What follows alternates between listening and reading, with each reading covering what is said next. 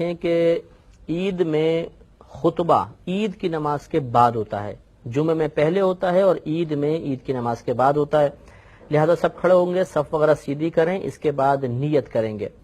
نیت اس طرح کریں گے کہ نیت کرتا ہوں 2 رکعت نماز عید الفطر واجب، 7 زائد 6 تکبیروں کے، واسطے اللہ تعالیٰ کے، منہ میرے قبلہ شریف کی طرف، پیچھے اس امام کے۔ نیت دل کے پختہ ارادے کو کہتے ہیں، آپ دل میں ارادہ کریں گے تب بھی نیت کافی ہے، زبان سے الفاظ ادا کر دینا مستحب ہوتا ہے۔ تو پھر ایک دفعہ سنیں کہ نیت کرتا ہوں 2 رکعت نماز واجب عید الفطر کی، 7 زائد 6 تکبیروں کے، واسطے اللہ تعالیٰ کے، منہ میرے قبلہ شریف کی طرف، پیچھے اس امام کے۔ پھر اللہ اکبر کہہ کر ہاتھ باندھ لیں گے۔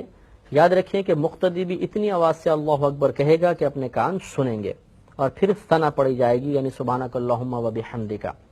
ثنا پڑھ کر خاموش ہو جائیں گے۔ اب امام صاحب تکبیر لگائیں گے، پہلے ایک تکبیر لگے گی اللہ اکبر کہہ کر ہاتھ چھوڑ دیں گے، ہمیں بھی تکبیر لگانی ہے، ہاتھ چھوڑ دینے ہیں۔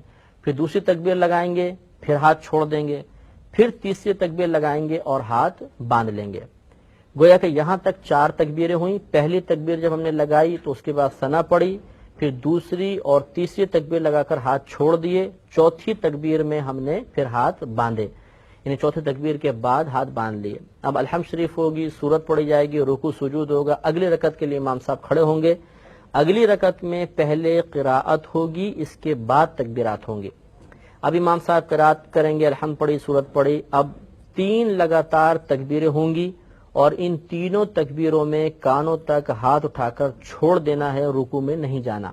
تو اللہ اکبر چھوڑ دیں، پھر اللہ اکبر چھوڑ دیں، پھر اللہ اکبر چھوڑ دیں۔ اب جب چوتھی تکبیر امام صاحب لگائیں گے تو اس چوتھی تکبیر میں بغیر ہاتھ اٹھائے رکوع میں چلے جائیں گے، اور پھر رکوع میں چلے گئے، اس کے بعد پوری نماز مکمل کر لیں۔ تو اسی لیے ہم نے نیت میں یہ الفاظ ہم ادا کرتے ہیں کہ 7 زائد 6 تکبیروں کے، اس میں 6 تکبیریں زائد لگتی ہیں۔